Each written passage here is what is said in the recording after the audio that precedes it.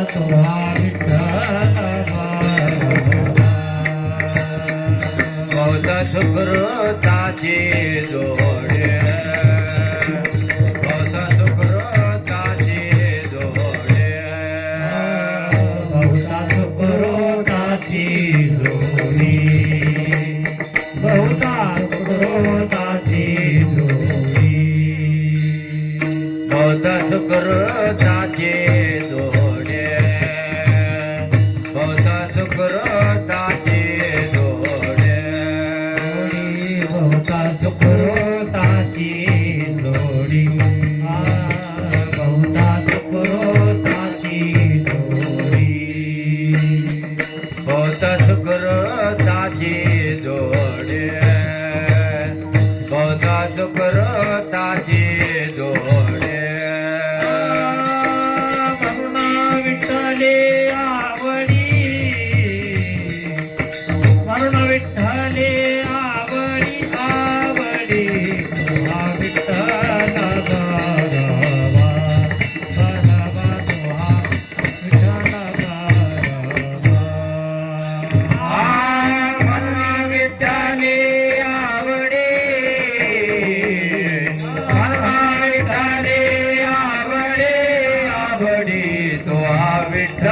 विठ्ठल भरवा विठ्ठल भरवा तो हा माधव भरवा तो हा माधव भरवा तो हा विठ्ठल भरवा तो हा विठ्ठल भरवा तो हा माधव भरवा तो हा माधव भरवा भरवा तो हा विठ्ठल भरवा भरवा तो हा विठ्ठल भरवा सर्व सुखाचे आगर सर्व सुखाचे आगर सर्व सुखाचे आगर आगर सर्व सुखाचे आगर हे बापर कुमादेवीवर बापर कुमादेवीवर तो हा विठ्ठल भरवा तो हा विठ्ठल भरवा देवीवर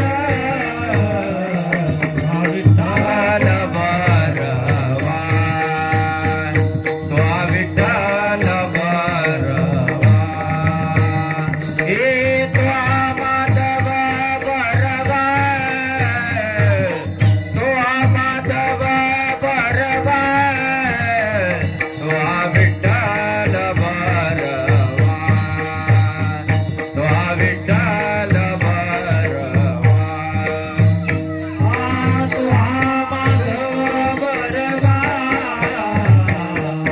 तो हा माधव भरवा भरवा तो हा विठ्ठल भरवा भरवा तो हा विठ्ठल भरवा जय जय राम कृष्ण जय जय राम कृष्ण जय राम कृष्ण जय जय राम कृष्ण जय राम कृष्ण जय जय राम कृष्ण जय राम कृष्ण जय जय राम कृष्ण जय राम कृष्ण जय जय राम कृष्ण हरे जय जय राम कृष्ण हरे जय जय राम कृष्ण हरे जय जय राम जय राम कृष्ण हरि जय राम कृष्ण हरि जय राम कृष्ण हरि जय राम जय राम गीता गीता गीता वाचे जे मनाती गीता गीता गीता वाचे जे मनाची गीता गीता गीता गीता गीता वाचे जे मनाती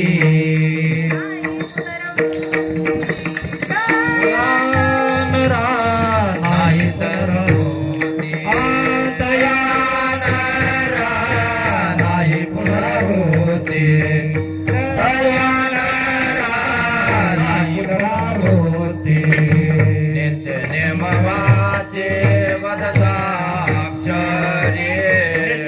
नित्यनेमवाचे वदताक्षरे नित्य नेमवाचे वदताक्षरे नित्यनेमवाचे वदताक्षरे भव सिंधु तारे अर्धक्षणे भव सिंधु तारे अर्धक्षणे भव सिंधुतारी अर्धक्षणे भव सिंधुतारी एका जनार्दनी दयाचा नेम एका जनार्दनी दयाचा नेम एका जनार्दनी दयाचा नेम एका जनार्दनी दयाचा नेम दया पुरुषोत्तम नावी सांबे दया पुरुषोत्तम नावी सांबे दया पुरुषोत्तम सारी सारी या पुरुषोत्तम नित्यनमवाचे वदताक्षरे नित्यनेमवाचे वदताक्षरे नित्यनमवाचे वदताक्षरे नित्यनेमवाचे वदताक्षरे भव सिंधु उत्तरे भारताक्षरे भव सिंधु उत्तरे भव सिंधुवरे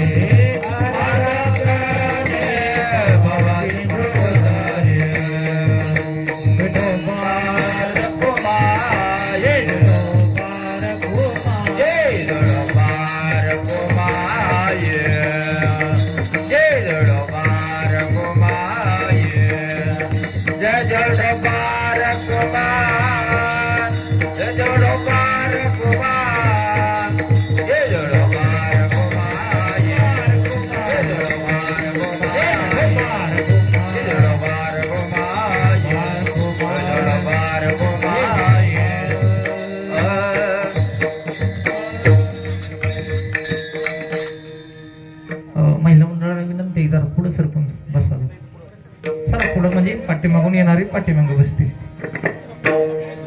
सरा सर्वांनी पुढं सरा अंतर मध्ये ठेवू नका अजून भरपूर लोक येणार आहेत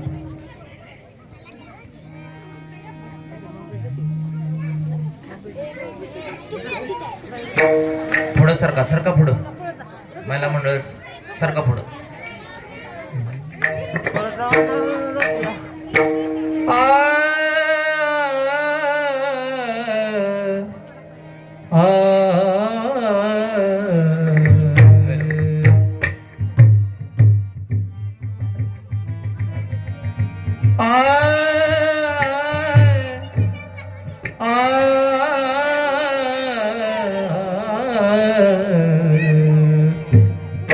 गीता गीता गीता वाचे जे मनाती गीता गीता गीता वाचे जे मनाती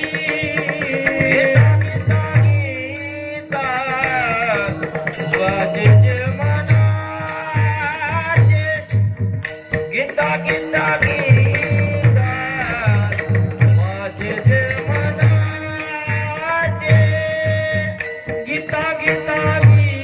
गीता वाचे जे मनाते गीता गीता गीता वाचे जे मनाते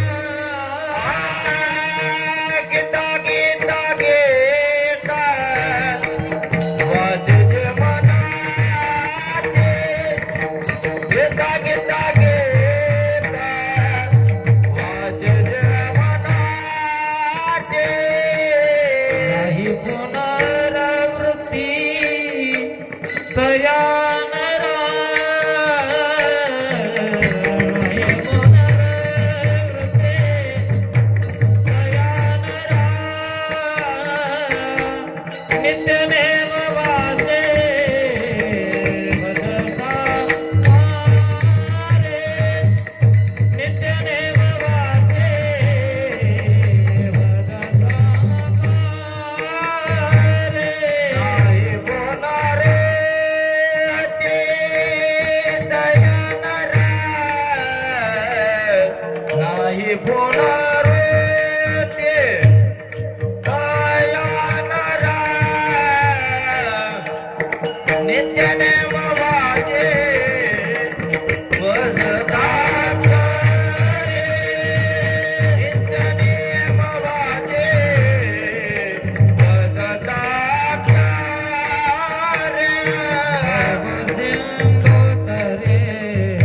अर्धक्षण अर्धक्षण अर्धक्षण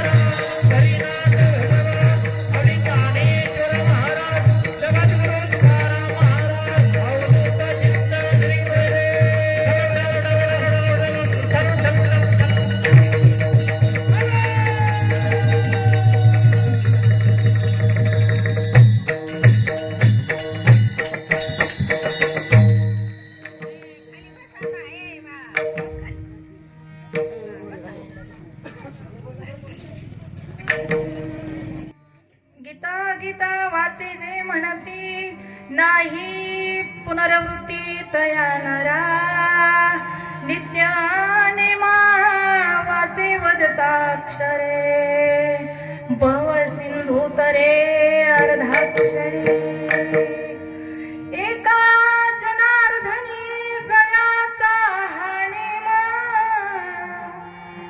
तया पुरुषोत्तम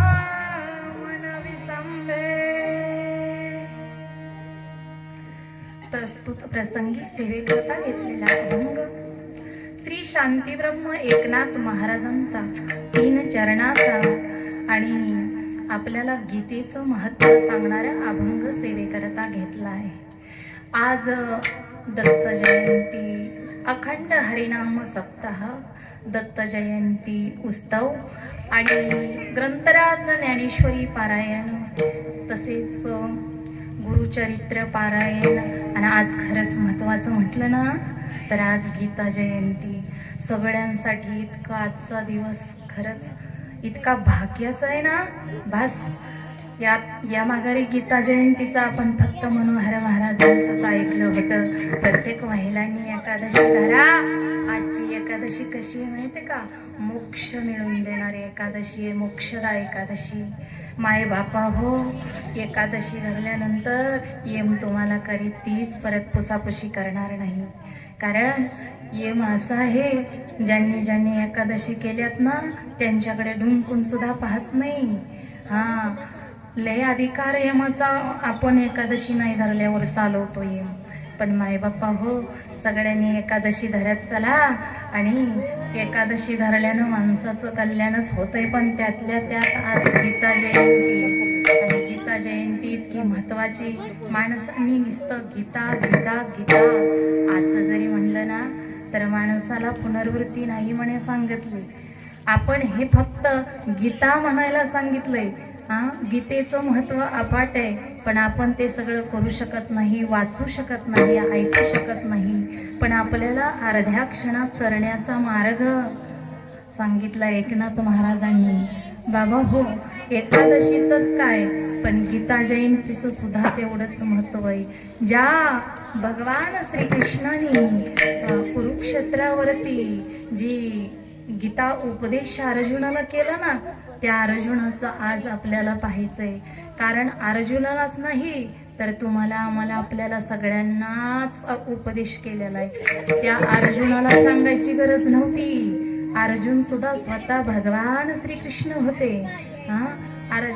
अर्जुन स्वतः भगवान होते. त्यांना काय कमी होतं कुठल्या गोष्टीचं, पण ते स्वतः भगवान असताना सुद्धा आपल्याला, तुमच्या, आमच्याचा, आपल्या सगळ्यांचा उद्धार करण्यासाठी म्हणून त्यांनी गीता, सगळ्यांसाठी गीता उपदेश केलाय. आज ह्या गीता जयंतीची महती एकनाथ महाराजांनी आपल्याला अशी सांगितली की ती आपण अर्ध्या क्षणातच तरून जाणार आहे. सेवेला सुरुवात करण्यापूर्वी द्यायचा तो परिहार असा. महाराष्ट्रातले कीर्तनकार, दिग्गज गायक आहेत, खूप सुंदर चाल म्हणले. महाराजांसाठी टाळ्या वाजवा एकदा. खूप सुंदर असं गायला पट्टीतलं पट्टी असल्यावर किती वेळी कीर्तन करतील बरं. कोणालाही करता येईल, पण आधी करून पहा बरं. 4 दिवस नुसतं देवाचं चिंतन करून पहा, अंगातनं वेदना होतात, वेदना. परमार्थ भक्ती ती कठीण, सुळावरची पोळी. तो एक दानशूर दाता. बाबा ती कुणाला सुद्धा जमत नाही, पुण्यवंताला जमतं. मायबाप किती पुण्यवंत आहेत हे सगळे, नाही का. स्वतः गातात, कीर्तन सांगतात आणि उत्कृष्ट अशी खूप सुंदर चाल गायली. आणि सगळे आपले प्रेक्षक म्हणण्यापेक्षा आपली माऊली महाराज म्हणलं पाहिजे बरं ह्यांना, नाही का. खूप सुंदर महिलांची उपस्थिती अति छान. पुढं सरकूनच बसल्या सगळ्या, मस्त आहे, जागा ठेवली नाही. पुरुष मंडळींची उपस्थिती कमी आहे, पण सेवेला सुरुवात करण्यापूर्वी द्यायचा तो परिहार या गावकऱ्यांच्या वतीनं मला आज 3ऱ्या दिवसाची सेवा मिळाली. आणि या तिसऱ्या दिवसाची सेवा गीता जयंतीची आहे. दत्त उत्सव कमिटीच्या वतीने, गावकऱ्यांच्या वतीने मला ही सेवा दिलेली आहे. आणि माझे परमेश्वर पती मला इकडं आणि ही सगळ्या गोष्टींची पूर्तता त्यांनीच मला इथं उभा करण्याचं साहस आणि धाडस केलं. मायबापा हो, माझं पतीचं आधी चांगलं आहे. काय जर मागायचं असलं ना आधी, तर पहिलं नवऱ्यासाठी सांगा. आज ह्या नारदाच्या गादीवर उभं राहून सांगते मी, 10 वर्ष झालं नवऱ्याच्या पाया पडते, 10 वर्ष. तेव्हा मला ह्या पदाची पदवी आज मिळाली. 10 वर्ष कंप्लीट झालं, पण सेवा केलेली सांगायची पाळी का आली, तर तुम्ही, आम्ही सगळ्यांनाच आपल्याला की एखाद्या वेळेस का होईना, पण कधीतरी आपल्या पतीचं दर्शन घेतलं पाहिजे. घरात जर आपल्या कोण जर पती असतील तर दादा, ती भगवान श्रीकृष्णाचा अवतार आहे आपल्या घरात. आणि भगवान श्रीकृष्णाच्या अवताराला जर आपण मानलं नाही तर आपला काही उपयोगच नाही. आणि आपला जर उपयोग काही नसेल तर मग काय जीवनाला अर्थ आहे. जीवनाला अर्थ असावं असं जीवन जगावं. आजचं मार्गशीर महिना अत्यंत पुरुषोत्तम महिना आहे. भगवान श्रीकृष्ण 12 महिन्यात श्रेष्ठ मार्गशीर महिना आहे. आणि तो भगवान श्रीकृष्ण स्वतः मार्गशीर महिना झाले, म्हणून ह्या महिन्यात गीता सांगितली. आणि गीता सांगण्याच्या निमित्तानं हा एकादशीचा उपदेश भगवान श्रीकृष्णाने 5 पांडवातल्या एक जणाला केलाय, तो म्हणजे धर्माला. सगळ्यात पहिल्यांदा मी तुम्हाला एकादशीचंच महत्त्व सांगेन, मग पुढे आपण गीतेचं बोलूया. बाबा हो, ही एकादश अशी आहे की ह्या एकादशीनं आपल्या मागे कितीही पूर्वजांचा कशानेही फास घेऊन किंवा जळून पेटून अशी कशीही मेलेली असली ना, त्याला आजच्या एकादशीने, मोक्षदा एकादशीने मोक्ष मिळतो. आणि गीता जयंती ही दोन्हीचा योग एकाच दिवशी आला. त्या एकादशीच्याच दिवशी आणि गीता जयंती साजरी केली जाते. आणि गीता जयंती आणि एकादशी हे दोन्हीचं एकच दिवशी कुरुक्षेत्रावर जी भगवंताने उपदेश केलेला अर्जुनाला, आणि एकादशीचं महत्त्व देखील त्याच दिवशीपासून सुरुवात केली. सगळ्यात जर जास्तीत जास्त जर म्हटलं तर भगवान श्रीकृष्ण सगळ्या वेदात मोठे, सगळ्या जो पतिव्रता स्त्री म्हणजे सुद्धा भगवान श्रीकृष्णच आहेत. आपल्या कुठल्याही याच्यात जर मोठा जर कोण पुरुष असेल तर त्याच्या रूपाने सुद्धा भगवान श्रीकृष्णच आहे. आणि तीच भगवान श्रीकृष्ण अर्जुनाला उपदेश करून सांगतात आणि त्याच अर्जुनाने आपल्याला परत हे कसं जगायचंय, कसं काय करायचंय, स्वतः त्याच्या अंगातून शक्ती निघून गेली आणि तो परत शक्ती घेऊन अजून उभा राहिला, हे आपल्याला सांगायचंय. आधी आपण एकादशी बघूया. ज्या एकादशीला भगवान श्रीकृष्णाने धर्माला सांगितली, तो धर्म म्हणला, बाबा ही एकादशीचं नाव मोक्षदा एकादशी कसं काय पडलं बरं? मग मात्र भगवान श्रीकृष्ण म्हणलं, मोक्षदा एकादशीचं नाव कसं पडलं ती सांगतो. तू म्हणे की कोणत्या एखाद्या माणसाला मोक्ष मिळालाय त्यामुळे त्या एकादशीचं नाव मोक्षदा पडलं. भगवान श्रीकृष्ण म्हणले, असा मोक्ष एका राजाला मिळालाय. तो राजा फार दानशूर होता. त्या राजाच्या बापाला मिळालाय आणि तो राजा दानशूर होता. तरी देखील तो नरकात गेला. पण त्याच्या पुत्रानं ती एकादशी धरली आणि तो नरकातून निघाला. तो पुत्र आहे, त्याचं नाव वैखानस नावाचा राजा आहे. आणि त्याला एक दिवशी स्वप्न पडलं. स्वप्न पडल्यानंतर त्याला असं स्वप्नात दिसलं की आपला बाप नरकात गेलाय आणि त्यांनी इतकं पुण्य दान धर्म केलता, पण तरी देखील तो नरकातच आहे. मग राजाला ती स्वप्न पडलं ना, वैखानस नावाच्या राजाला स्वप्न पडलं. त्या रात्री राजा पहाटे उठून बसला आणि विचार करायला लागलाय, माझ्या पित्यानं इतकी सत्यकर्म केली, दान धर्म आणि सगळंच काही केलं, तर त्याला अजून नरकातच जावं लागतंय. म्हणजे दान धर्म केला तरी नरकातच जावं लागतंय का? असा विचार करत बसला. मग विचार करता करता त्याच्या डोक्यात विचार आला आणि सांगितलं की आता आपण काहीतरी इलाज केला पाहिजे. मग गावातली ब्राह्मण मंडळी बोलवली आणि ब्राह्मण मंडळीला बोलवून घेतलं आणि सांगितलं की मला असं स्वप्न पडलंय. माझ्या वडिलांनी तर किती दान धर्म केलाय, सत्य वागत होतं, प्रजेला सत्य वागवलं, सत्य बोलणं, सत्य वागणं, सत्य प्रेम, अगदी सगळंच काही चांगलं होतं, तरी देखील नरकवास. याचं कारण काय असावं?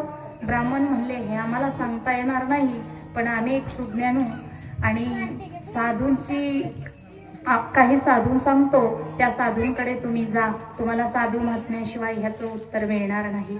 तेव्हा तो राजा म्हणला, हा साधू असेल कुठे? त्यांनी सांगितलं, रम्य पर्वतावरती जावं लागत आणि तो तिथं आहे, पर्वतराज मुनी. त्या पर्वतराज मुनीकडे जा, म्हणजे तुम्हाला तुमच्या बापाला मोक्ष मिळेल, असं काहीतरी मिळेल तिथे. मग ती राजा विचारपूस करत करत तो रम्य पर्वतावरती गेला. तर तिथं गेल्यास क्षणी त्यांनी पाहिलं तर पर्वतराज मुनी शिष्यासह सगळ्या हिरव्यागार परिसरात सुंदर अशी बाग फुललेली, फुलपाखरं बहिरक्या घेत होती. आनंदाने सगळीकडे वातावरण, जशी पशु पक्षी किलबिल करत होते, कडनी हिंडत होते, त्यात हिरवळीत राजा बसलेले होते, त्यांच्याकडे शिष्यमंडळी देखील बसलेली होती. आणि शिष्यमंडळी बसली असताना त्या राजाने पाहिलं की बाबा हे राजे हे महाराज आपल्याकडे पाहू शकत नाहीत. पर्वतराज मुनींनी ध्यानातून बाहेर आल्यानंतर राजाकडे पाहिलं, वैखानस नावाचा राजा येऊन समोर बसलाय. तेव्हा त्याचं लक्ष त्या वैखानस राजाच्या वरती गेलं आणि त्या पर्वतराज मुनीने सांगितलं, राजा काय आलंय तुमच्यावर संकट? तेव्हा सांगितलं, माझ्यावर संकट काहीच आलं नाहीये, पण मला माझं वडिलांचं तुम्हाला विचारायचंय. माझ्या वडिलांनी तर खूप दान धर्म आणि सगळ्यात जास्तीत जास्त म्हणलं तर प्रजेवर तर पुत्रवत प्रेम केलंय, पण प्रजेवरती पुत्रवत प्रेम करून देखील जर नरकवास असेल तर मग राजाने काही दान करू नये का? नाही हो, राजाने दान जरूर करावं. राजाने दान केल्याशिवाय मुक्ती नाही. मला सांगा, गावातले जे श्रीमंत लोक असतात ना, त्यांनी दानच केलं पाहिजे काही ना काही, तरच त्यांची श्रीमंती टिकते, नाहीतर श्रीमंती टिकणार नाही. बघा, श्रीमंती टिकवायची असेल तर दानाचा हात एक पुढे करावं लागेल, तेव्हा मागच्या हाताने कुठेतरी काय येईल. दान दिलं तर देव काम करणार आहे, नाहीतर फुकट कोण कोणाचं काहीच करत नाही. बरं, मायबापा हो, राजा बसला जाऊन समोर त्यांच्या. पर्वतराज मुनींची आणि राजांची नजरानजर झाली माऊली. नजरानजर झाल्या क्षणी डोळ्यातून घळ घळ घळ घळ अश्रू येऊ लागले. अरे रडता तुम्ही, रडता? नाही हो, काय सांगावं, रात्री स्वप्न पडलं, बेचैन झालो. राजाचा राजविलास मला अजिबात आवडत नाहीये, काय करू? ऐका ना म्हणजे, अहो काय करण्यापेक्षा हे सगळं काहीच नका करू म्हणून सांगितलं बरं. अगोदर तुम्हाला जर म्हणायचं झालं तर माय बापा हो, त्या राजाचं रडणं पाहिलं नाही तर त्या पर्वतराज मुनीनं समाधी लावली आणि सांगितलं की काय या राजाचं चाललंय बरं, काय या राजाचं चाललंय बरं. सांगू का, त्या राजानं पाहिल्या लगेचच त्या राजाची आणि पर्वतराज मुनींची नजरानजर झाल्यानंतर लगेचच कळालं आणि लगेच सांगितलं की तुझ्या राजाला एका पुण्य जरी असलं तरी सुद्धा एका राजाचं पूर्वीचं काहीतरी पाप आहे, ते मी तुला सांगतो, ऐक लक्ष देऊन. तेव्हा सांगितलं, मायबापा हो, तुझ्या बापाचं जी पहिलं पाप आहे ना, तर त्या बापाला तुझ्या अनेक राण्या होत्या, हे तरी तुला माहित आहे ना? हो, अनेक राण्या होत्या हे तुला माहित आहे. आणि ह्या राण्या इतक्या काय अशा होत्या की चांगली जी होती ना एक पतिव्रता, तिच्यावरती सारख्या दात खात होत्या, सारख्या. आणि मग त्या राण्यांनी त्या राजाच्या मनात भरवलं की ही चांगली नाही, ही चांगली नाही. आणि ही चांगली नाही म्हणल्यानंतर, बाबा ही चांगली नाही म्हणल्यानंतर राजाच्या पण डोक्यात तसंच शिरलं. आणि तसंच शिरल्यानंतर त्या राजानं की त्या राणीला सारखं डुसफूस करायला चालू केलं. ज्या वेळेस राणी रजस्वल झाली आणि 5व्या दिवशी जेव्हा राजाकडे आली ना कामवासनेनं, तेव्हा तिला झिड करून लावलं. आणि झिड करून लावल्यानंतर तिला त्या स्त्रीचं ती पातक त्या राजाला बसलं. आणि त्या स्त्री पतिव्रता होती बरं, तिनं शाप दिला आणि सांगितलं की मला जर तुम्ही कामवासनेत आल्यानंतर झडकारावून लावत असाल तर मी तुम्हाला शाप देते, तुम्ही सुद्धा नरकवास भोगाल बरं. आणि तुम्ही नरकवास जर भोगला ना तर तुम्हाला काय होईल, नरकातच पडून राहावं लागेल ना. मग नरकातच पडून राहावं लागेल असं तिनं शाप दिला आणि ती तिथून निघून गेली. राजा पुढे मरण पावला, तो नरकात गेला.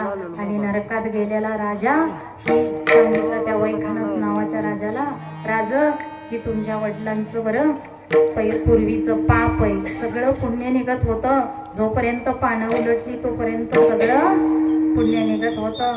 आणि परत एक मात्र त्यांचं पाप निघालं. ती पाप म्हणजे असं की ती पाप होतं एका स्त्रीचा छळ केलेला. आणि स्त्रीचा छळ करून शिनी तिला हाकलून दिली. ती पतिव्रता होती, तिचा शाप त्या राजाला लागला.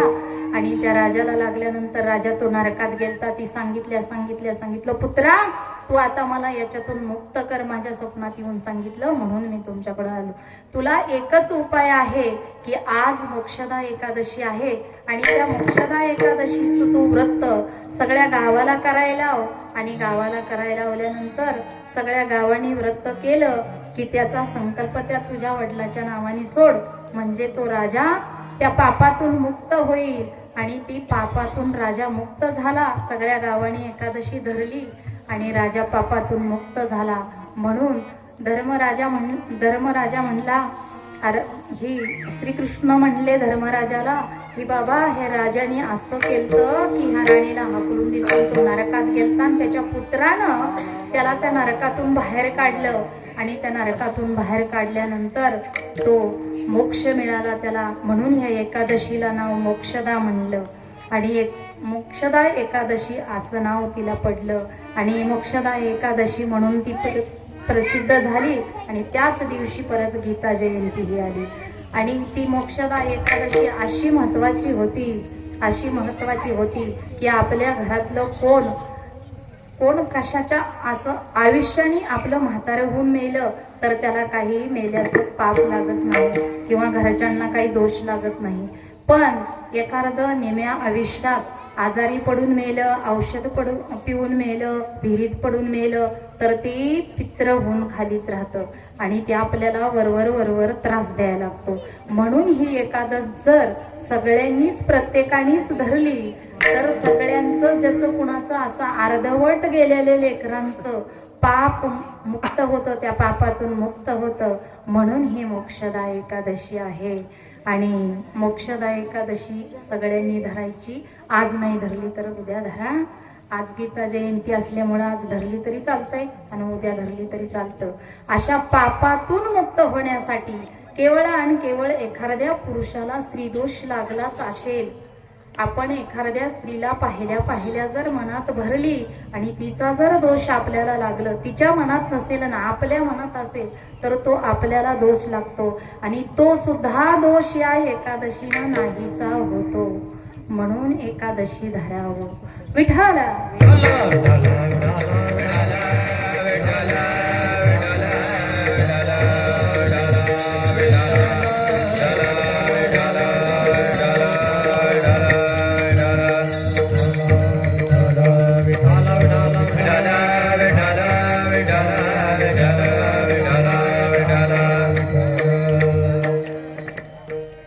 आज मार्गशीर महिना, गीता जयंती आणि या गीता जयंतीचा उत्सव आज आपण साजरा करतोय. आणि परत एकदा तुम्हाला सांगते, समाजात 4 प्रकारचे लोक असतात. काही प्रकार असा आहे की ती संसार उत्कृष्ट करतात आणि परमार्थ निकृष्ट करतात. तर काही वर्ग असा आहे परमार्थ निकृष्ट करतात आणि संसार उत्कृष्ट करतात. काही वर्ग असा आहे की तो वर्ग संसारही निकृष्ट आणि परमार्थही निकृष्ट, ती कशाच्याच कामाचं नसतं आणि ती कशाच्याच कामाचं नसल्यानं ती कशातच बसत नाही. आणि एक वर्ग असा आहे की त्याचा संसारही उत्कृष्ट आणि परमार्थही उत्कृष्ट, असा एक वर्ग आहे. आणि तो वर्ग म्हणजे आमचे शांती ब्रह्म एकनाथ महाराज आहेत. त्यांचा संसारही उत्कृष्ट आणि परमार्थही उत्कृष्टच आहे. संसार असा उत्कृष्ट आहे की त्यांच्या घरी स्वतः भगवान बाबा श्रीखंडेच्या रूपाने पाणी भरायला होते, असे एकनाथ महाराज. द्वारकेची मूर्ती एकनाथा घरी, द्वारकेची मूर्ती एकनाथा घरी, द्वारकेची मूर्ती एकनाथा घरी, द्वारकेची मूर्ती एकनाथा घरी.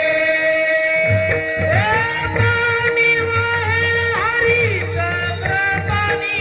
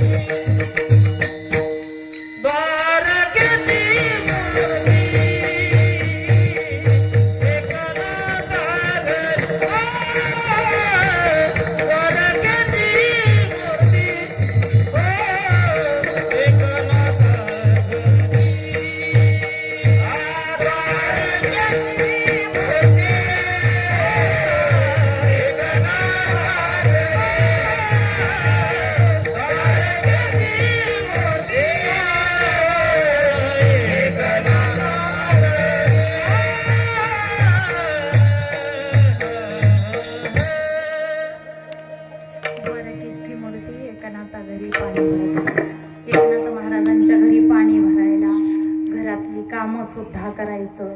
इतकं प्रेम होतं दादा, इतकं प्रेम देव करायचं. हा, देवाला संत सदन आवडतं. देव येऊन शनी एकनाथ महाराजांच्या घरी राहत होतं. एक साधक एकनाथ महाराजांना पंढरीश पांडुरंग परमात्म्याला भेट व्हावी म्हणून एक साधू व्यक्ती एक जप तप करीत बसला. तेव्हा रुक्मिणी मातेने पाहिलं आणि रुक्मिणी माता म्हणली, अहो त्यांच्या स्वप्नात गेली. म्हणली, अहो तुम्ही काय करताय? म्हणली, जपताप. अजिबात हे काय करू नका, हे काय इथे आहेत काय तेव्हा तुम्हाला भेटतील. म्हणले, ते मग कुठे आहेत? तर म्हणले, ते एकनाथ महाराजांच्या घरी पैठणला गेले. ते काही हित नाहीत, तुम्हाला तिकडे जावं लागेल तेव्हा त्यांची भेट होईल. मग तो साधू व्यक्ती पैठणला निघाले आणि पैठणला निघाल्यावर बाबा ती पंढरीश पांडुरंग परमात्मा गोदावरी नदीच्या पाणी न्यायला आलेलं गोदावरी नदीकडे, आणि गोदावरी नदीकडे पाणी न्यायला आलेलं आणि हे कुंड गेलं आणि म्हणले, बाबा आम्हाला इकडं एकनाथ महाराजांच्या घराकडे जायचंय, त्यांच्या घरी देव आलाय म्हणे. देव म्हणले, देव? बापरे, आता अवघड झालं. बरं आता अवघड झालं. आपणच देव ना आपल्यालाच विचारायला लागले. म्हणले, बाळा अरे असं काय करतोस? देव तुला पाहिजे ना, मग आता तुला जावं लागेल. ते ओळखलं. म्हणले, आता आपलं काय उघडं पडल्याशिवाय राहणार नाही. हा भेटायला आलाय म्हणल्यानंतर कालवा होईल. म्हणले, अहो एकनाथ महाराजांचं घर तरी मला सांगा. म्हणले, काय नाही, घर सोपं आहे. म्हणले, त्यांच्या दारात तुळशी वृंदावन आहे. म्हणले, तिथं जा, तुळशी वृंदावन बघायचं आणि तिथं जायचं. तिथं एकनाथ महाराजांचं घर आहे. तो साधक निघाला तवर हे पाणी भरायला आलेलं. ते पाणी भरायचं गोदावरीच्या कडेला ठेवलं आणि कावड ती कडेला ठेवून शेनी आता हे गुप्त झालं. पंढरीश पांडुरंग परमात्मा तिथं गुप्त झालं आणि हे साधक एकनाथ महाराजांच्या घरी गेलं. आणि एकनाथ महाराजांच्या घरी गेल्यानंतर एकनाथ महाराज आपलं बसलेले होते आणि म्हणले, हो एकनाथ महाराज तुम्हीच ना? म्हणले, हो मीच. का हो? म्हणले, अहो तुमच्या घरी देव आलते म्हणे. देव आमच्या घरी? म्हणे, तुमच्या घरी देव आलते म्हणे. त्यांच्या बायकोनीच सांगितलंय मला तुमच्या घरी देव आहे, तर कावडीने पाणी भरते. तर 36 वर्ष झाली म्हण. अहो म्हणले, मग तो देव आहे काय? म्हणले, जेव्हा त्यांच्या एकनाथ महाराजांच्या लक्षात आलं की ती पंढरीश पांडुरंग परमात्मा तो देव आहे आणि तो देव आपल्या घरी 36 वर्ष काम करतोय, लाज वाटायला लागली. लाज. एकनाथ महाराज लाजायला लागले. म्हणले, काय मी देवाचा छळ केला? काय मी देवाला काम करायला लावलं? काय मी देवाला असं केलं? काय मी देवाला तसं केलं? अहो एकनाथ महाराज लाजायला लागलं आणि लाजून म्हणायला लागले, हे पाय देवा, आता तुला ना मला भेटायला यावंच लागल. इथं साधक आले तर त्यांच्यासाठी का होईना पण तुला यावं लागल.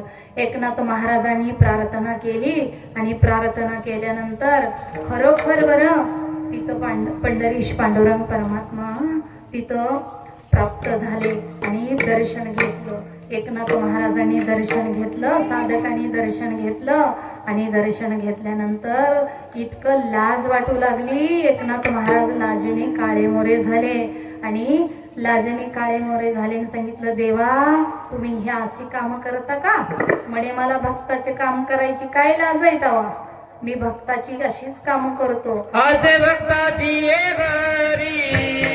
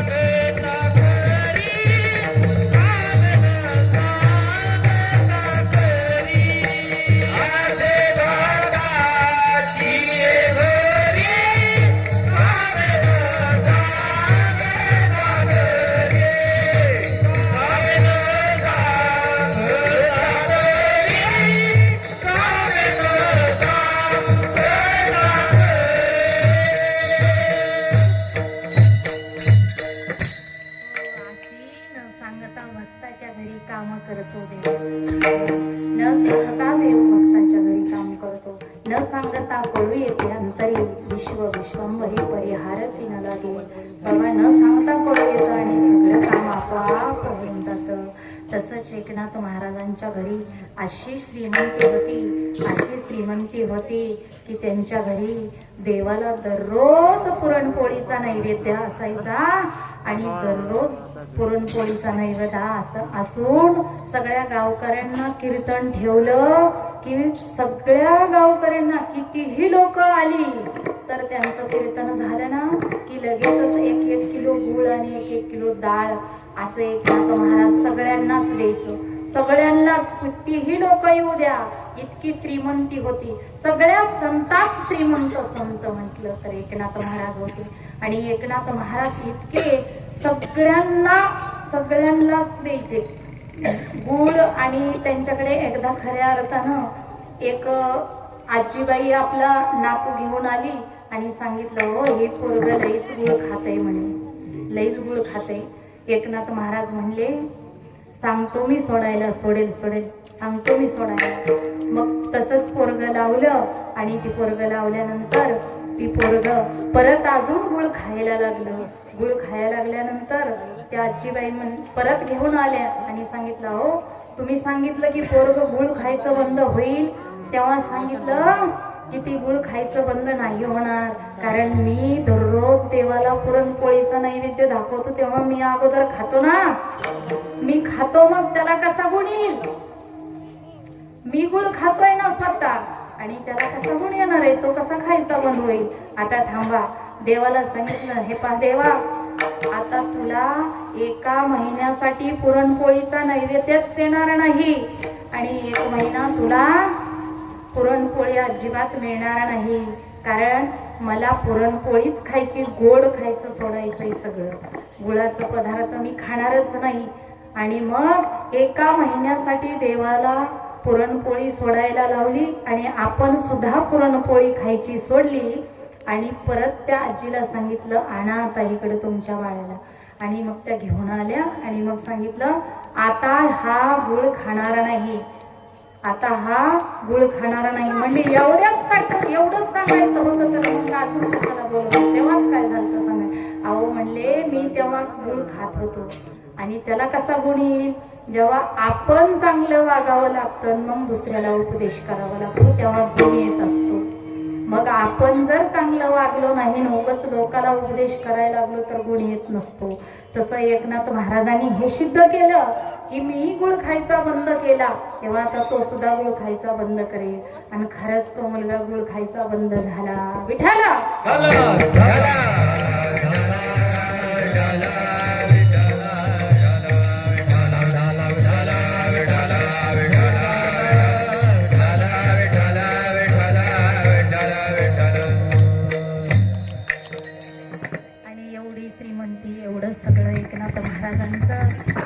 महावैष्णव माऊली एक दिवशी त्या एकनाथ महाराजांकडे लक्ष गेलं आणि सांगितलं हे मात्र आपलं काम करतील असं ज्ञानेश्वर महाराजांच्या लक्षात आलं.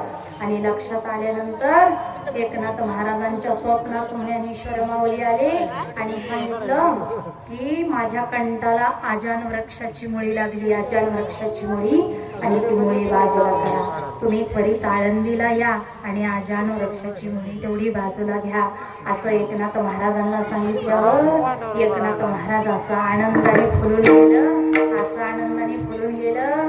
ते गोदावरीच्या स्नानाला चाललं होतं, उड्याच मारत होतं आणि सगळ्यांना सांगत होतं धन्य आजी दीन, धन्य आजी दीन, धन्य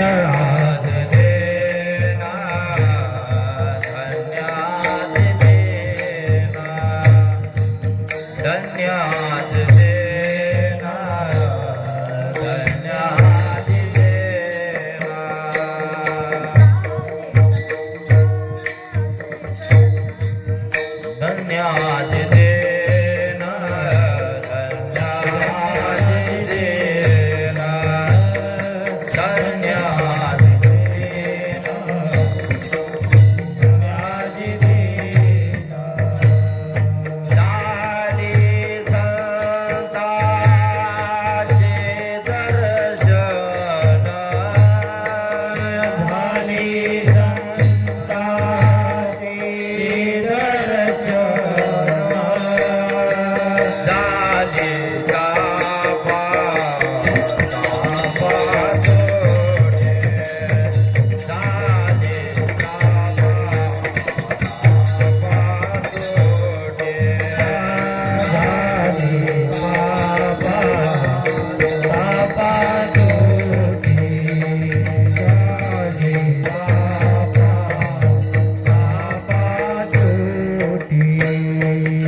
धन्याची दिनाचे दर्शन झाले संतांचे दर्शन झाले संतांचे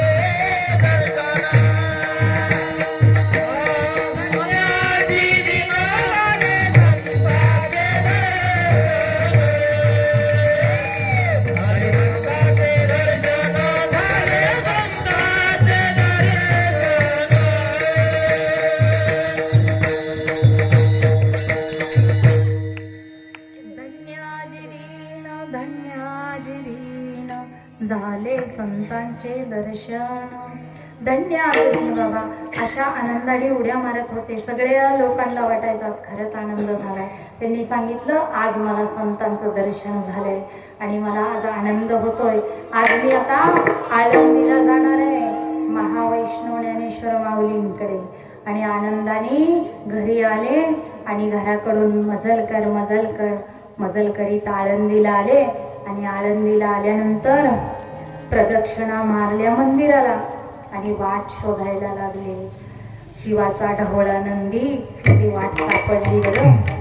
शिवाच्या नंदीपासून आत जायला वाट होती तिथं. आणि त्या वाटेवर तिथं जी ब्राह्मण मंडळी होती ती ब्राह्मण मंडळीला म्हणले हो जरा ही महादेवाचा नंदी जरा बाजूला करा मला आत जायचंय.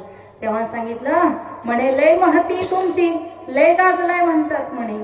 आणि मग आम्हाला काय सांगताय उठवायला तुमची तुम्ही का उठवा बरं त्याला आम्ही काय उठवणार नाही किंवा बाजूला घेणार नाही. तेव्हा एकनाथ महाराजांनी तो नंदी उठवला.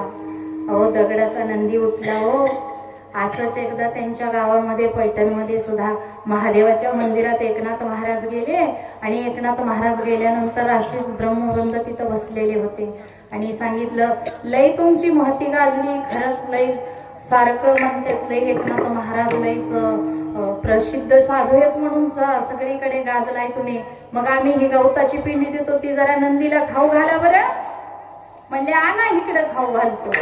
ती हातातली पिंडी घेतली. दगडाच्या 5 नंदी होतं त्यापैकी एका नंदीला त्या दगडाच्या नंदीला गवताची पिंडी खाऊ घातली एकनाथ महाराजांनी. मग हा काय नंदी उठवायला लय जड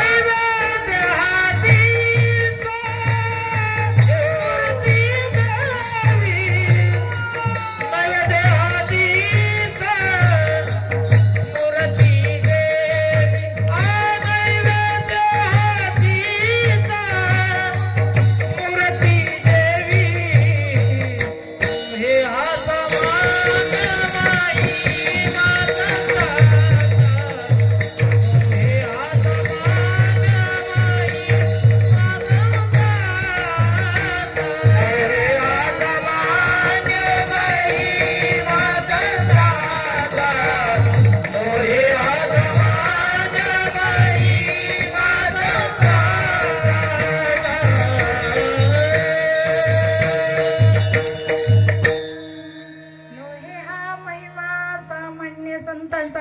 खरं इतका संतांचं खरं म्हणलं ना तर संतांसारखं आपल्याला शरीराला सुद्धा दुसरं काहीच नाही बरं. संतांनी माणसाला डायरेक्ट मुक्ती देते आणि संतांनी माणसाला इतकं काही सगळं मिळतं की माणसाने ज्या संतांची सेवा केली त्या संतांपासून आपल्याला कुठलंच देव एवढं देत नाही तेवढे संत देतात. शेंद्री हेंद्री दैवत काय देतात आपल्याला, आपलंच घेतात. तेव्हा ते आपल्याला काही देणार आहेत, ते स्वतःच्याच पोटासाठी वाढतात आणि ते काय आपल्याला देणार? हेंदरी हेंदरी दैवते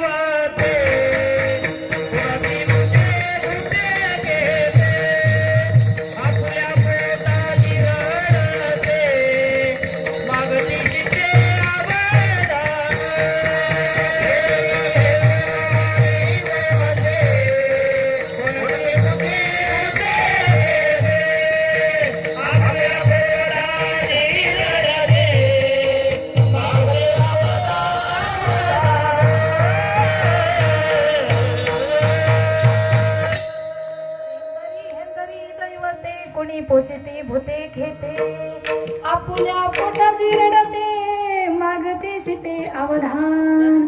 ते आपल्याला काहीच देत नाही, ते स्वतःच्या पोटासाठी रडतात आणि ती काय आपल्याला देतात. दोघीच पारदिनीला चोळी मागायची काय कारण आहे का? ती देती काय तेव्हा देणार नाही. पण चांगल्याला एखाद्याला मागितलं तर मिळेल तरी, म्हणून पारदिनीला कधी मागायला जायचं नाही. शेंदरी हेंदरी दैवताला कधी काहीच मागायचं नाही. संतांकडे मागा, हा संत देतील ते देणार आहे. ते द्यायच्यासाठी हात वरी करून सांगतात आम्हाला मागा आम्हाला मागा, पण आपण मागत नाही, नको त्याच्याकडे जातो. पण माझे एकनाथ महाराज संतांना तिथं आत गडे आता तिथं आलं आणि नंदी उठवला आणि नंदी उठवून शनी आत ज्ञानेश्वर माऊलींची समाधी होती ना, त्या कंठाची मुळी काढायची होती. कंठाला मुळी लागली होती ज्ञानेश्वर महाराजांच्या आणि ती काढण्याकरता आतमध्ये गेले.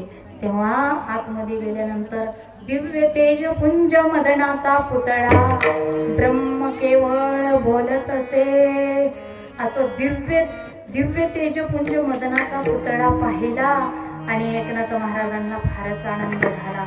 असं नजर झाली आणि ज्ञानेश्वर माऊली म्हणले माझ्या कंठाला ही मुळी लागली ती बाजूला करा.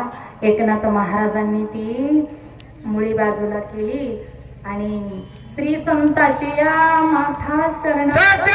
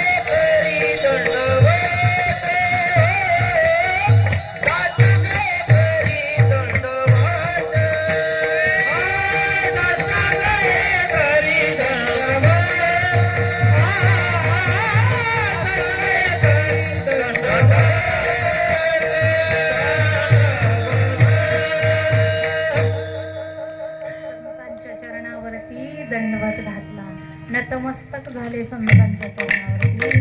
बाबा सांगितलं की आजाणू वृक्षाची मुळी माझी जरा बाजूला करा, माझ्या कंठाला लागली आणि ती बाजूला मुळी केली एकनाथ महाराजांनी आणि निघाले. माघारी निघाल्यानंतर सांगितलं म्हणले महाराज थांबा, एकनाथ महाराज जरा थांबा, अजून एक काम आहे तुमच्याकडे. ही ज्ञानेश्वरी घेऊन जा आणि हिला सिद्ध करून आणा. आणि ती ज्ञानेश्वरी घेतली एकनाथ महाराजांनी आणि पैठणला आले सिद्ध करण्याकरता आणि सिद्ध केल्या. ज्ञानेश्वरी सिद्ध केली आणि परत ज्ञानेश्वराकडे दिली आणून. ज्ञानेश्वरी श्री 1500 शके 76 तारण नाम वस्तरी एका जनार्दनी अत्यंत आधरी ज्ञानेश्वरी प्रतिशुद्ध केली. मग ते एकनाथ महाराजांनी ती प्रतिशुद्ध करून आणून दिली. तिला काही दोष लागायला काही कारण नव्हतं, पण असंच आपलं थोडं थोडं छापताना वगैरे झालेलं ते दोष काढून आणण्याकरता दिली ती आणि ती एकनाथ महाराजांनी सिद्ध करून आणून शनी माऊलींना दिली. आणि माऊलींना परत समाधी संजीवनी समाधी त्यांची दर्शन घेतलं आणि एकनाथ महाराज ज्ञानेश्वरी प्रत शुद्ध करून दिली आणि परत ते आपल्या गावाकडे निघाले. आणि गावाकडे निघाल्यानंतर त्यांना एक साधक भेटला आणि तो साधक म्हणला, मला काहीतरी असं सांगा की मला ह्या संसारातून ही पुनरपि जननम पुनरपि मरणम पुनरपि जननी जठरी शयनम, मला ही पुन्हा पुन्हा जन्माला यायचं, पुन्हा पुन्हा मरायचं. किती वेळा जन्म यावे, किती वेळा जन्मा यावे नित्य भावे भजिती, नित्य भावे भजिती, नित्य भावे भजिती. जन्मा यावे नित्य भावे भजिती, नित्य भावे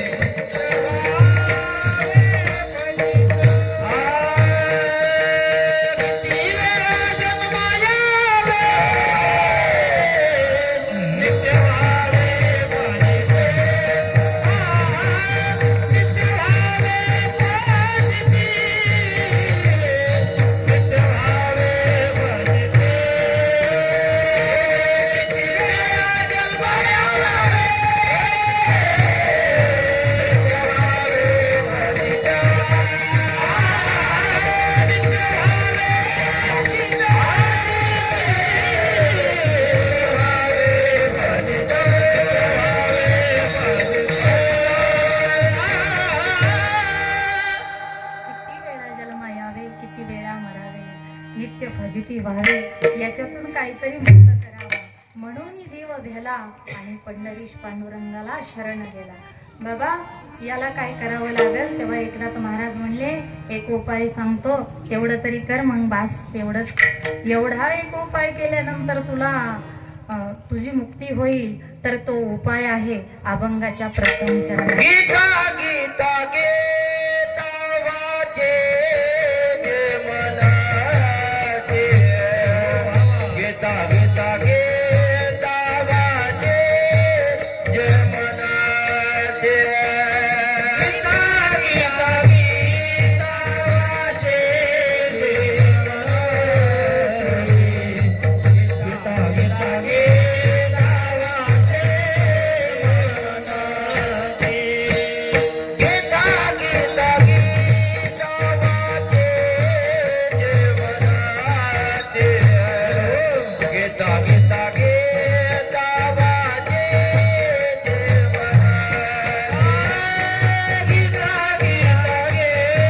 मनाचे, गीता गीता गीता वाचे मनाचे. गाई पुनरुक्ती देयान राम, गाई पुनरुक्ती देयान राम,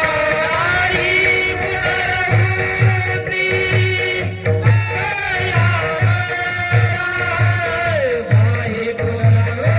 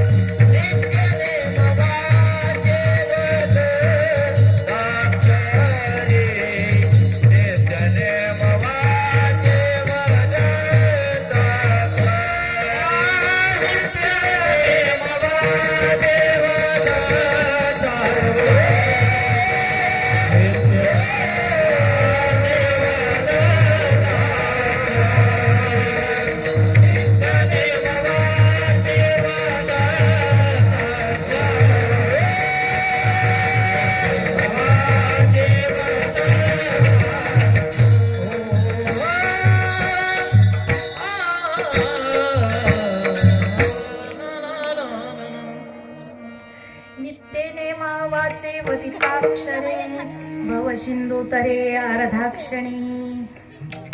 बाबा नित्य नेमाने जर वाचेनी नित्य नेमा वाचे वदिता अक्षरे. ज्ञानेश्वरी आपलं गीता गीता गीता गीता गीता गीता वाचे जे म्हणतील तया नरा नाही पुनरावृत्ती. मग जर त्या नराला जर पुनरावृत्ती जर घ्यायची नसेल तर त्यांनी काय केलं पाहिजे? गीतेची सेवा केली पाहिजे. गीता गीता गीता गीता वाचन म्हटलं तरी देखील आपल्याला त्याचं फळ मिळतंय. त्यांनी सांगितलं की तुला जर त्यातून जर मुक्त व्हायचं असेल तर तुला गीतेचं पूजा कर, गीता गीता म्हण. अर्धा क्षणी जरी तू गीता गीता म्हणला तर तू त्यातून मुक्त होऊ शकतो. आपण ऐकलंय देवाची घरी उभा क्षण भरी तेने मुक्तिचारी साधिल्या. एक क्षण ऐकलाय पण एकनाथ महाराजांनी अर्धा क्षण सांगितलाय. अर्ध्या क्षणातच दररोज आपण गीता गीता जरी म्हटलं तरी अर्ध्या क्षणातच आपल्याला मुक्ती मिळते. आणि गीता इतकी महत्वाची की प्रत्येकाने नुसती गीताची पुस्तका जरी पुजली, गीतेचा ग्रंथ जरी पुजला आणि त्या चित्रावरती पान फुल पुष्प काय वाहिलं तरी सुद्धा ती गीता आपल्याला मुक्ती मुक्ती देते. आणि म्हणून आपण गीतेचं नुसती गीता गीता का होईना पण अर्धा क्षण सुद्धा म्हणलं तरी चालतंय. आणि सारखं म्हणल्यावर तर अतिच उत्तम आहे. गीता सांगत आहे जाण, गीता सांगत आहे जाण, पृथ्वीचे दान दिधले तेने. बाबा गीता गीता म्हटलं की पृथ्वी दान दिल्याचं पुण्य लागतंय गीता गीता म्हणल्यानंतर. मग पृथ्वी दानाचं पुण्य जर नुसत्या गीता म्हणण्याने लागत असेल तर काय हरकत आहे गीता गीता म्हणण्याचं. पृथ्वी दानाचं पुण्य आपण कन्यादान केल्यानंतर सुद्धा पृथ्वी दानाचं पुण्य लागतं. पण नुसती गीता गीता जरी म्हणलं तरी पृथ्वी दानाचं पुण्य लागतंय. आपल्याला गीता सांगत आहे, गीता सांगत आहे पृथ्वीचे दान दिधले तेने. आणखी भागीरथीच्या स्नानाचं सुद्धा पुण्य लागतंय. भागीरथीचं आपण स्नान करू शकत नाही पण गीता गीता जर म्हटलं तर भागीरथीच्या स्नानाचं पुण्य आपल्याला लागतंय. आणि भागीरथीच्या स्नानाचं पुण्य आपल्याला दररोज स्नानाला जाऊन करणं होईल का? पदरात पडेल का आपल्या ती? म्हणून आपण काय करायचंय? घरीच गीतेचं चिंतन करायचंय. मग आपल्याला पुण्य आपोआपच मिळतंय. आपल्याला कन्यादानाचं पुण्य आपोआप घरीच आहे. आपल्याला मोक्ष संयोजितेचं पुण्य आपोआप आपण घरी बसून मिळवू शकतो ह्या गीतेचं चिंतन करून. म्हणून अर्जुनाने सांगितलेली गीता आहे. गीतेचं चिंतन करायचं झालं तर आणखीन सुद्धा आपण गीतेचं पठण केलं, गीतेचं पठण करून जरी आपण तिचं नुसतं त्याच्यावर पान फुल वाहून पठण करून जरी नमस्कार केला तरी आपल्याला सायुज्यत मोक्ष मिळतं. आणि सगळ्यात जास्त जर काय मोठं असेल तर सायुज्यत मोक्ष मोठं आहे. आपल्याला कितीही आपण काय करा, जीवनात संसारात काही केलं तर आपल्याला कमीच पडणार आहे. पण देवाची सेवा केलेली आपल्याला आपल्या बरोबर येणार आहे. संसार हा होत असतो, परमार्थ हा करावा लागतो. जगद्गुरु तुकाराम महाराज म्हणतात, ह्याची थोर भक्ती आवडते देवा. पण कोणची भक्ती देवाला आवडती? संसारावरचं प्रेम देवावर करा, मग हेच थोर भक्ती देवाला आवडते.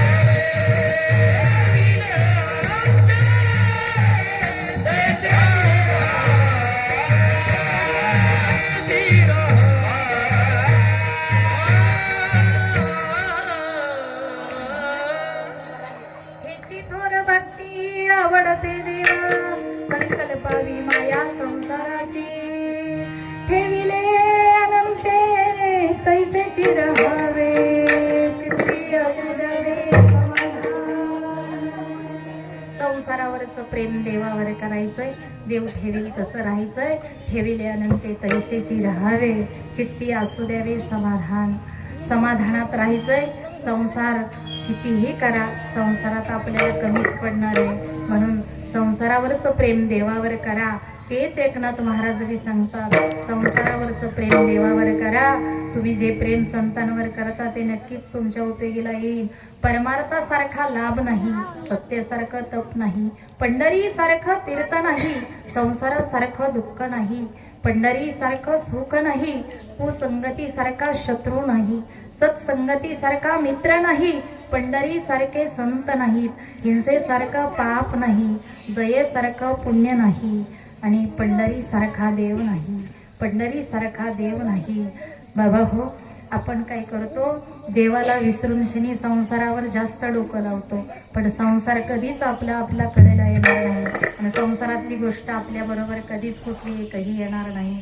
मग पंढरीची वारी आणि परमार्थ ही आपल्या बरोबर येणार आहे. चुकीच्या मार्गाने कमवलेली संपत्ती इथेच राहील, पण पंढरपूरची वारी आणि आपल्या बरोबर येणार आहे. म्हणून पंढरपूरच्या वारीला जात जावा, एकादशी धरत जावा, आणि एकादशी धरल्या तर मोक्षही मिळतो. एकनाथ महाराजांनी तेच सांगितलंय आपल्याला. गीतेचा उपदेश कशा करता केलाय, आपल्याला समजावं म्हणून केलाय. त्यांना काही समजत नव्हतं का, समजत होतं, पण आपल्याला कळावं म्हणून बाबा एकनाथ महाराज म्हणले आपल्याला, तुम्ही गीतेचं कसंही कधीही कुठेही पठण करा. कधीही तुम्ही गीता म्हणू शकता. जेवताना म्हणलं तरी चालतंय, रानात गेलं तरी म्हणल्यानंतर चालतंय, घरात बसून कधीही कुठंही तुम्ही त्याचं चिंतन करू शकता. आणि ही गीता आपल्याला एकनाथ महाराज जे सांगतात गीता ना, तीच गीता अर्जुनाला भगवंताने सांगितली कुरुक्षेत्रावरती, महाभारतातली. आणि ती गीता खरंच धर्माचं पालन करण्यासाठी बरं त्यांची ही गीता फार महत्वाची ठरली आपल्याला जीवनात. ज्या वेळेस ही गीता उपदेश का करावा लागला ते मी तुम्हाला सांगेन. बरं, फार गोड आहे.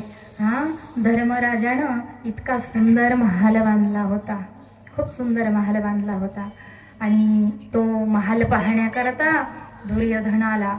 आणि दुर्योधन आल्यानंतर तो दुर्योधन, त्या महालाची अशी रचना होती की जिथं फरशी आहे तिथं पाणी दिसायचं, आणि जिथं पाणी तिथं फरशी दिसायची. आणि मग तो काय केला, आला, आणि आल्यानंतर दारात अशी फरशी होती त्या महालाच्या, आणि तो असा धोतर सावरून शनी यायला लागला. त्या धर्मराजा असा धोतर सावरून येत होता, आणि धोतर सावरून येत होता, त्याला वाटलं ती पाणीच आहे, आणि तो धोतर सावरून पुढे यायला लागला, पण ती पाणी नव्हतं, फरशी होती. सगळ्यांच्या लक्षात आलं हा फसलाय, धोतर सावरून येतोय, आणि पुढं मात्र पाणी होतं. मग मात्र त्यांनी धोतर सोडलं आणि असं सरासरा निघाला, कमरेक त्या पाण्यात घुसला. आणि कमरेक त्या पाण्यात घुसल्यानंतर ते द्रौपदीने पाहिलं, आणि द्रौपदीनं पाहिल्यानंतर द्रौपदी बसायची, तर द्रौपदी म्हणली, आंधळ्याची पोरं आंधळी. आणि आंधळ्याची पोरं आंधळी म्हणल्यानंतर दुर्योधनाला राग आला. राग आणि लालबुंद झाला दुर्योधन. आणि राग आल्यानंतर त्या दुर्योधनाने अशी तिच्याशी दुश्मनी धरली की तुला आता, तिच्यावरती असा दात धरला त्या दुर्योधनाने. आणि मग मात्र त्याला राग आला, आणि त्या रागाने तो धर्मराजाला म्हणला, आता आपल्याला धूत खेळायचा आहे. आणि धूत खेळण्यासाठी सगळ्यात जर खेळ कुठला, सगळ्यात जर वाईट खेळ असेल तर तो धूत असेल. त्यानेच तर महाभारत घडला. आणि तो जुगार खेळ खेळण्याकरता बाबा त्या धर्मराजा प्रवृत्त होत नव्हता, पण त्याला प्रवृत्त व्हावं लागलं. चुकीचं असून सुद्धा बरोबर मानावं लागलं. आणि दुर्योधन खेळायला भाग पाडला, आणि तो खेळायला घेतलं. त्यांनी तो दूध खेळण्याकरता घेतला, आणि दूध खेळता खेळता खेळता खेळता सगळं जिंकून झालं पांडवांचं. आणि पांडवांचं सगळं जिंकल्यानंतर आता काय करायचं, काही शिल्लक राहिलंच नाही. मग आता काय करायचं, काय लावायचं, सगळंच गेलं. मग सांगितलं, बाबा आता द्रौपदीला डावावर लावायचं. आणि द्रौपदीला दूध खेळताना डावावर लावलं. द्रौपदीचं हरण झालं. दूध खेळून शनी दुर्योधनाने जिंकली द्रौपदीला. आणि द्रौपदीला जिंकल्यानंतर दुःशासनाला सांगितलं, जा द्रौपदीला घेऊन ये भरसभेत, जा. दुःशासन गेला आणि म्हणला, वहिनी चला, तुम्हाला बोलवलंय, तुम्हाला आम्ही जिंकलंय, आता तुम्ही आमच्या झाल्यात, चला. द्रौपदी हात जोडून विनंती करायला लागली, अहो म्हणले मी एक वस्त्री, अजिबात मी येत नाही म्हणे, तुमचं तिकडं काय असेल ते असो, मला काही घेणं नाही. पण तो ऐकायलाच तयार नाही. द्रौपदीला आग्रह करून चलच म्हणू लागला. आणि द्रौपदीला चलच म्हणू लागल्यानंतर द्रौपदी येत नव्हती, पण त्याने द्रौपदीच्या केसाला धरून खेचतच आणली तिला ओढत. भर सभेत तिच्या केसाला खेचून घेऊन आला, भर सभेत घेऊन आला. आणि भर सभेत घेऊन आल्यानंतर दुर्योधन माहीतच आहे तुम्हाला, ऐकलेली कथा असेल तुम्ही, पण ही सांगावं लागते आज गीता जयंतीच्या निमित्तानं. आणि तिला भरसभेत आणलं आणि तिला मात्र भरसभेत आणून शनी तिची साडी खेचायला चालू केली. साडीला धरून ओढायला लागला. साडीला धरून ओढल्यानंतर ही 5 पांडव सुद्धा तिथंच होतं, त्यांचं सुद्धा काय चालत नव्हतं. द्रोणाचार्य, कृपाचार्य सगळे होते, पण कुणाचीच ताकद नव्हती. तिला जिंकलं होतं आणि जिंकलं होतं, कुणाचीच ताकद होत नव्हती तिला काय म्हणण्याचं. तिने आपल्या 5ही नवऱ्यांकडे पाहिलं, पण तिला कोण वाचवायला येत नव्हतं. आता मात्र कोण वाचवायला येत. कोटे गुंतला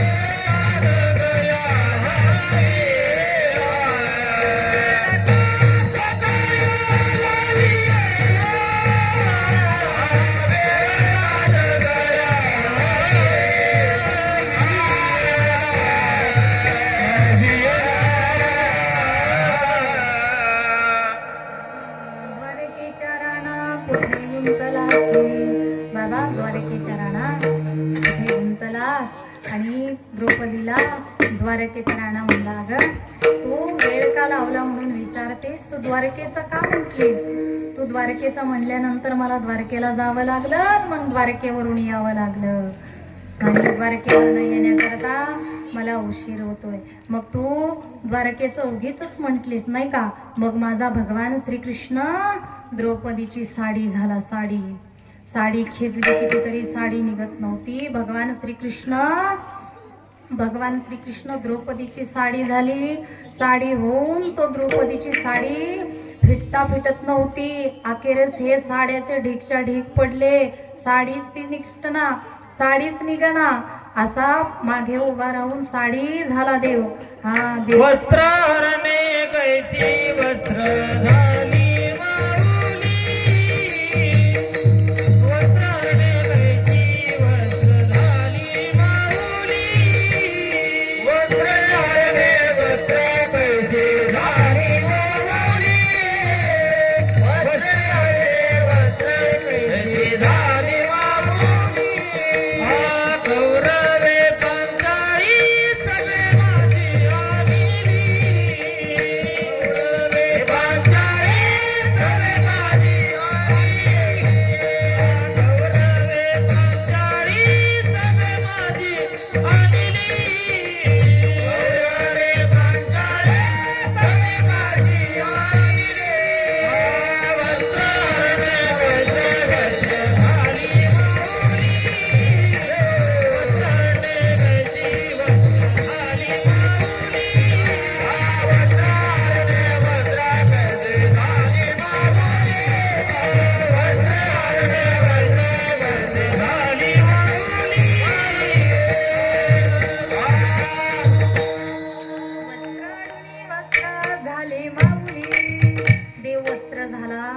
आणि द्रौपदीचं वस्त्र झाला, द्रौपदीची लाज राखली. श्रीकृष्ण गोविंद हरे मुरारी. सगळ्यांनी हातवरी करा, भजन करूया सगळ्यांनी.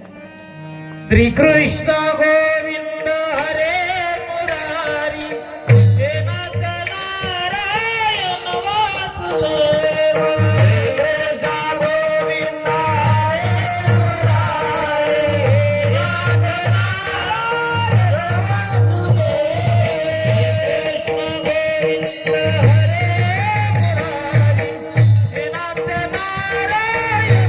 वासुदेव.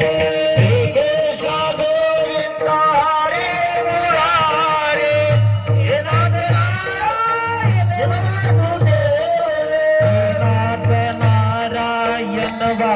वासुदेव. हे नाथ नारायण वासुदेव. हे नाथ नारायण वासुदेव.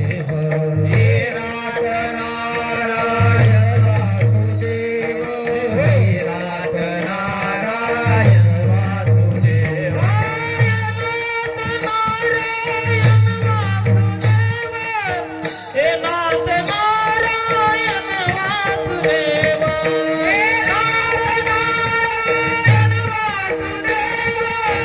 हे नाथ नारायण वासुदेव.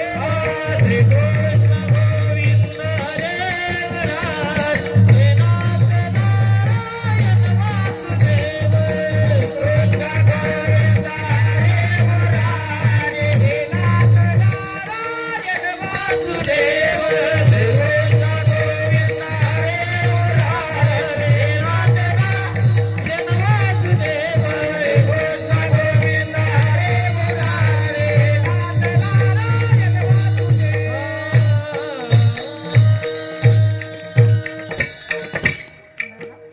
द्रौपदी प्रार्थना करायला लागली आणि द्रौपदीची वस्त्र काही निघले नाहीत.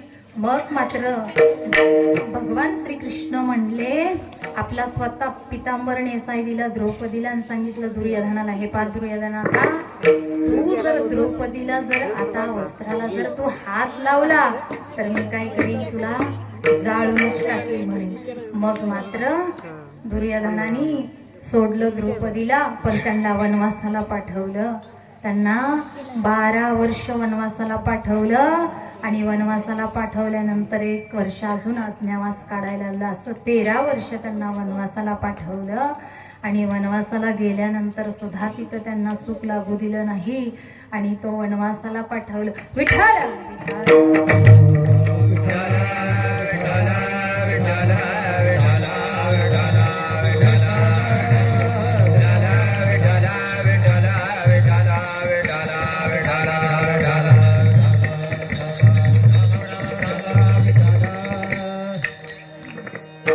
वनवासाला गेल्यानंतर सुद्धा त्यांचा तिथं छळ केला.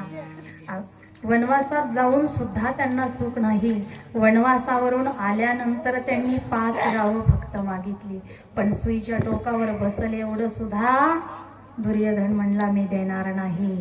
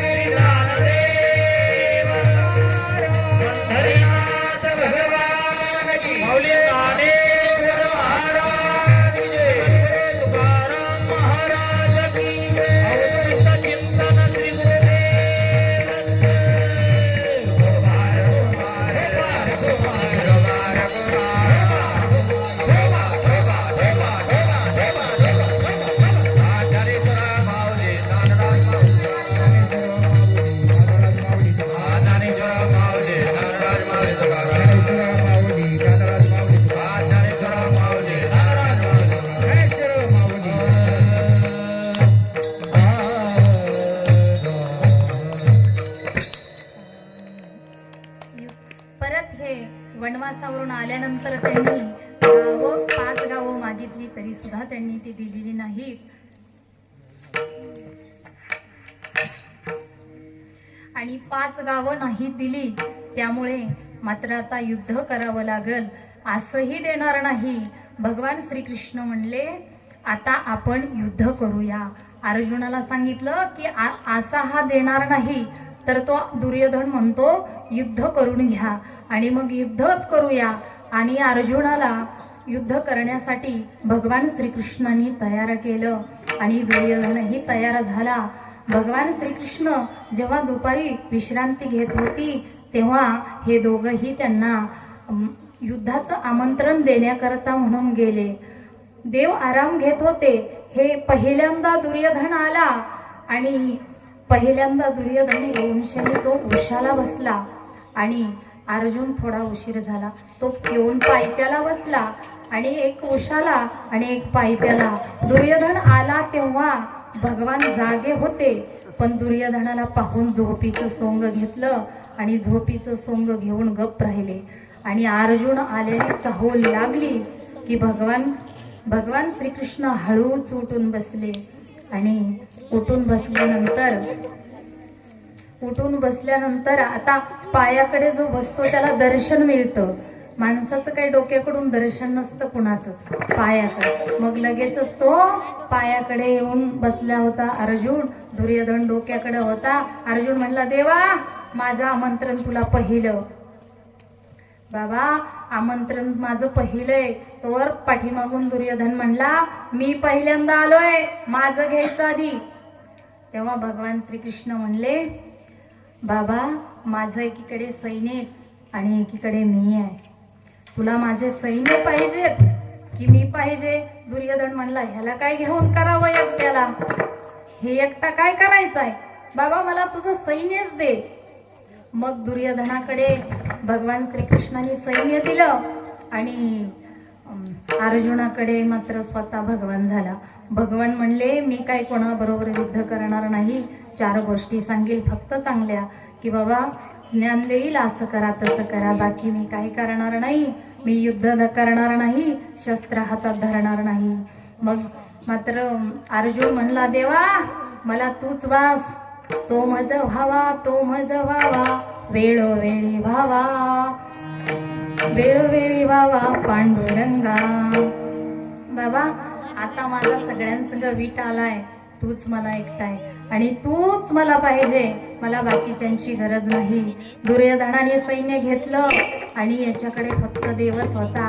आता युद्धाची तयारी झाली. ज्या कुरुक्षेत्रावर युद्ध होतं ते जिथं युद्ध करायचं होतं त्या कुरुक्षेत्रावरती यांचं सगळ्यांचं सैन्य जमलं. ते कुरुक्षेत्र कुरु राजाचं होतं. जेव्हा कार्तवीर्याने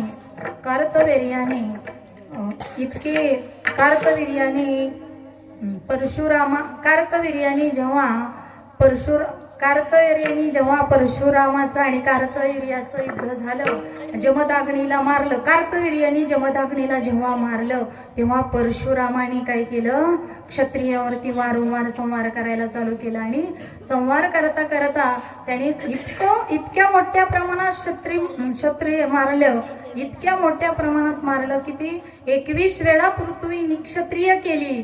आणि 21 वेळा पृथ्वी निक्षत्रिय केली आणि म्हणून त्याचं नाव त्याला समुद्र असं पडलं. आणि तिथे रक्ताचे 5 डोह साठले होते म्हणून त्याचं नाव पांचली पडलं. तिथे रक्ताचे त्या 5 डोह साठलं होतं म्हणून त्याला पांचल असं पडलं. आणि पांचल म्हणजेच ते कुरुक्षेत्र, ते कुरुराजाचं नांगरलेलं होतं कुरुराजाचं, म्हणून कुरुक्षेत्र असं. त्या कुरुक्षेत्रावरती दोन्हीही सैन्य जमलं आणि बाबा ते सैन्य दोघांचंही त्या कुरुक्षेत्रावर निमे इकडे निमे तिकडे झाले. आणि भगवान श्रीकृष्ण म्हणले आता अर्जुना आपला रथ मध्ये घे.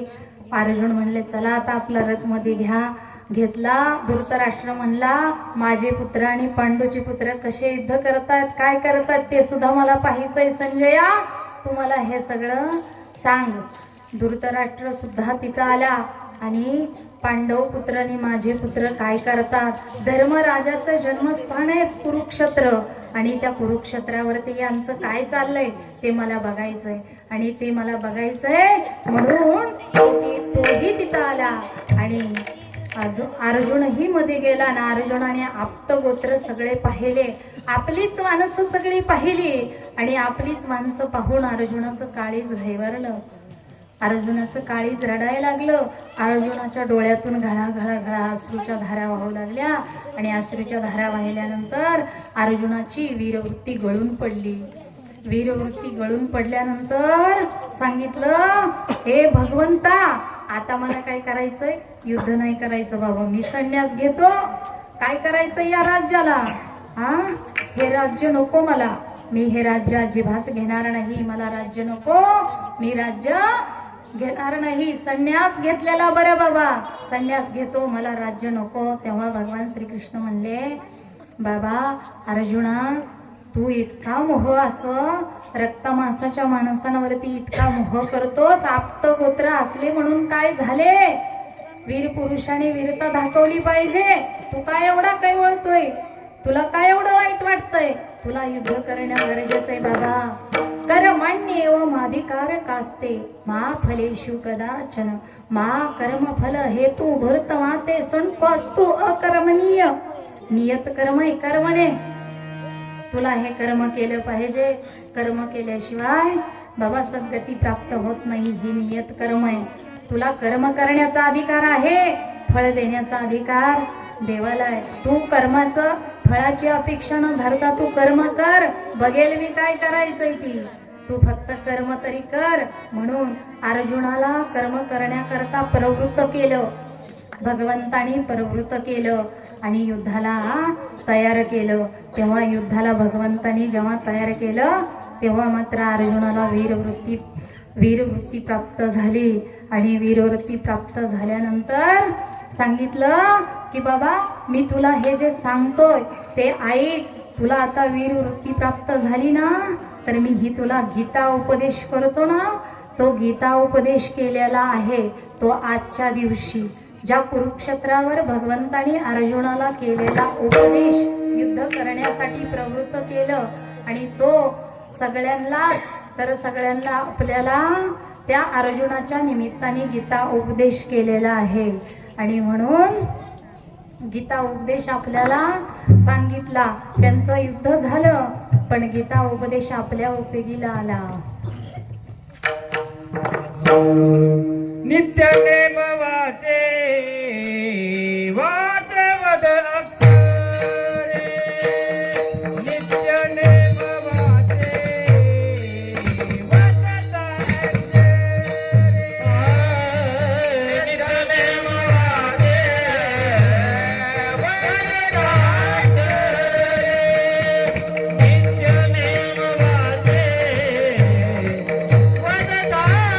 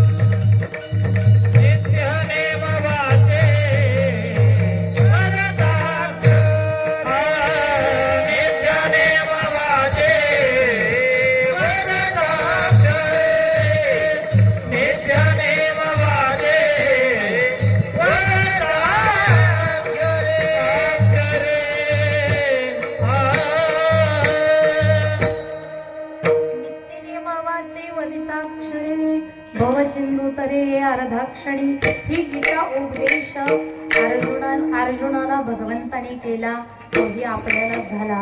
आणि आता आपण ज्ञानेश्वर माऊली दानराज माऊली तुकाराम ज्ञानेश्वर माऊली ज्ञानराज माऊली ज्ञानेश्वर माऊली दानराज माऊली तुकाराम माऊली ज्ञानराज माऊली ज्ञानेश्वर माऊली दानराज माऊली तुकाराम माऊली ज्ञानराज माऊली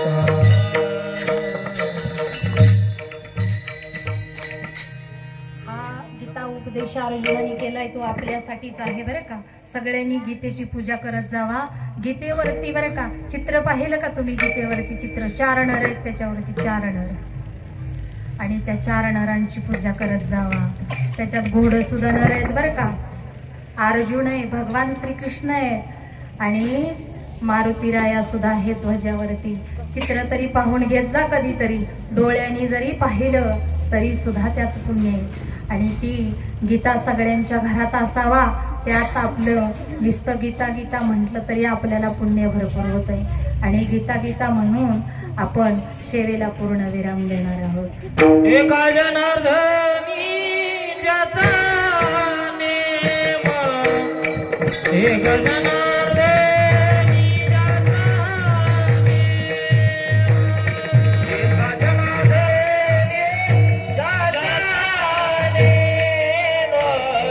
एक जनार्दन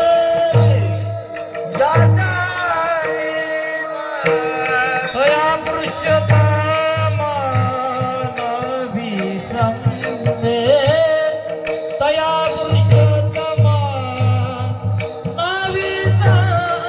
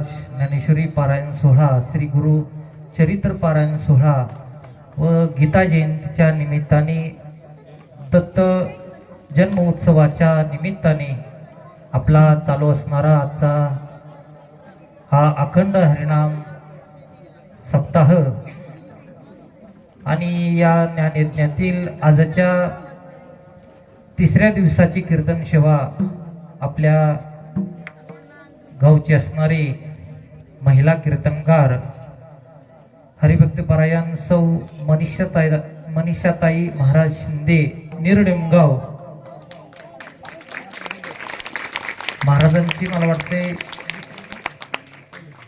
आपल्या गावामध्ये पहिलीच कीर्तन सेवा आहे आणि आपल्या गावातील महाराजांचं कौतुक आपण नाही करायचं तर मग कुणी करायचं, म्हणून महाराजांनी अतिशय सुंदर अशी कीर्तन सेवा आणि चांगल्या प्रकारे सेवा या ठिकाणी संपन्न झाली. कीर्तन करायचं तसं सोपं नाही बरं का, कारण मी स्वतः कीर्तनकार आहे, आम्ही सगळे कीर्तनकार आहे. या गादीवरती 2 तास एवढं बोलायचं सोपं नाही, कारण कीर्तनकाराला वेळेवरती आठवावं लागतं, कीर्तनकाराला वेळेवरती आठवावं लागतं, समोर बसलेल्या माणसाला पटवावं लागतं आणि एखादा आडवा भेटला तर कटवावी लागतं. म्हणून आठवावं लागतं, पटवावं लागतं आणि कटवावं लागतं, त्याला म्हणतात कीर्तनकार.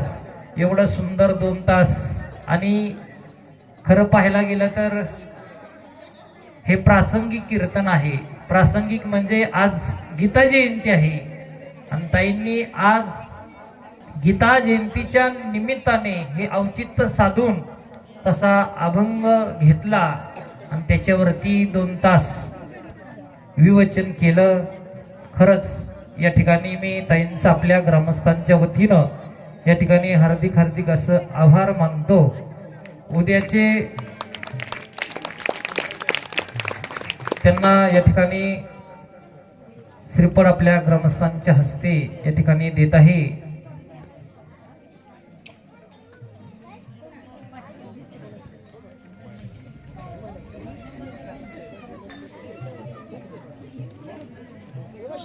या श्रीफळ. आजचे प्रवचनकार आहेत हरिभक्तपरायण अरुण महाराज निर्णयगावकर यांनी प्रवचन सेवाची केल्याबद्दल मी ग्रामस्थांच्या वतीनं त्यांचं या ठिकाणी आभार व्यक्त करतो. उद्याचे असणारे कीर्तनकार आहेत हरिभक्तपरायण डॉक्टर सुहास महाराज फरतडे सातारा यांची सुरशावी अशी उद्याची कीर्तन सेवा या ठिकाणी संपन्न होणार आहे. तसेच उद्या कीर्तनानंतर भारूड सम्राट हरिभक्तपरायण शिवाजी महाराज शेळके बारामतीकर यांचा रंगीत संगीत भारुडाचा कार्यक्रम उद्या कीर्तनानंतर होणार आहे. तरी सर्व कार्यक्रमाकरता बहुसंख्येने उद्या आपण असंच हजर राहायचं आहे. आजचे असणारे अन्नदाते आहेत अल्पोहार श्री बाळासो नामदेव खरात, श्री अक्षय अशोक खरात यांची अल्पोहाराची सेवा झालेली आहे.